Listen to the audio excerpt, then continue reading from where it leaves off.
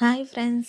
ఈరోజు మనం కేరళ సంప్రదాయ రుచుల్లో ఒకటైన అత్యంత రుచికరమైన పడంపూరి ఎలా తయారు చేసుకోవాలో చూద్దాం. ముందుగా కావలసిన పదార్థాలు మైదా 1 కప్పు, బియ్యం పిండి 1 కప్పు, పంచదార 1 చిన్న కప్పు, ఉప్పు చిటికెడు, పసుపు చిటికెడు, నీళ్లు 1 గ్లాసు. దోసపిండిలా కలిసేలా బాగా కలుపుకోవాలి. 3 బాగా పండిన అరటిపళ్ళు తీసుకొని సన్నగా పొడవుగా పల్చగా ముక్కల్లా కోసుకోవాలి.